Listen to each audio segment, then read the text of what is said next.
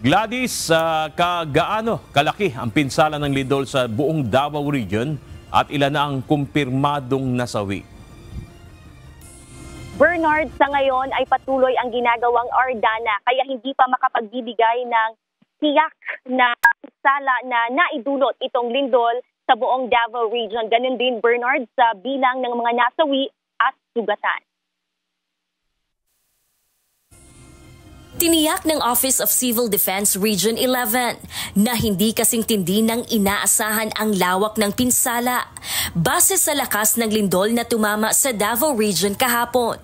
Sinasabing malayo umano ito kumpara sa pinsalang naranasan sa probinsya ng Cebu dahil sa 6.9 magnitude na lindol. Ang damage that we received as a region is not as huge or as big as what was expected for that kind of magnitude and intensity.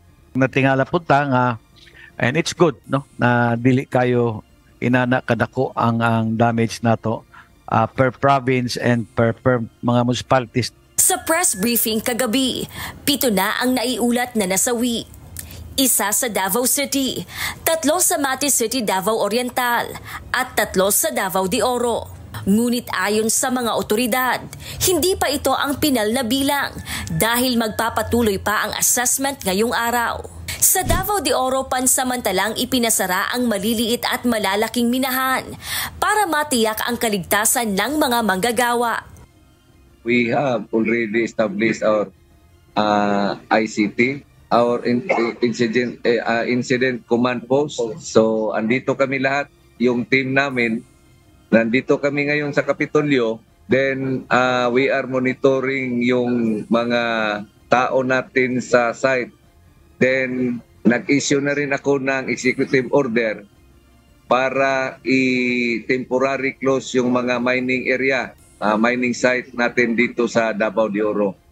Makikipag-ugnayan ang probinsya sa mga concerned agency upang matulungan ang mga minerong pansamantalang nawalan ng hanap buhay. We have the Sustainable Livelihood Program. We can really assist, just have the endorsement, then we will do the proper assessment for that particular miners na needing livelihood assistance. Samantala ngayong araw ay magsasagawa ng assessment ang MGB upang tukuyin ang mga kritikal na lugar kasunod ng lindol.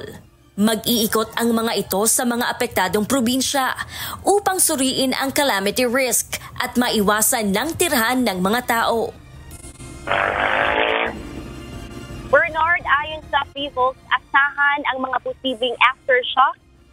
Lalo hindi natin alam, Bernard, kung hanggang kailan natin mararanasan itong mga aftershocks. Kaya panawagan sa publiko sa Davao Region na maging alerto. Samantala, dito sa Davao City, Bernard, ay nag-anunsyo na ang lokal na pamahalaan na wala munang pasok hanggang Lunes sa lahat ng antas ng paaralan dito sa lungsod upang bigyang daan naman ang patuloy na ginagawang assessment sa mga gusali dito sa lungsod.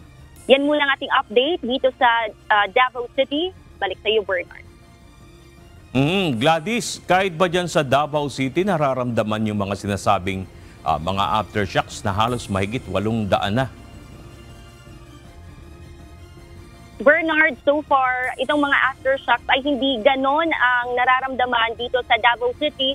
Pero yung nangyaring panibagong, kumbaga, lindol, Bernard, kagabi, around 7 p.m. ay talagang naramdaman ng mga tao dito sa Davao City. Kung paanong naramdaman yung lindol kahapon ng umaga, ganun din ang naramdaman ng mga Davaoenyo bandang alas 7 kagabi. Alright, ingat kayo dyan. Maraming salamat. Gladys Tuabi live mula sa Davao City.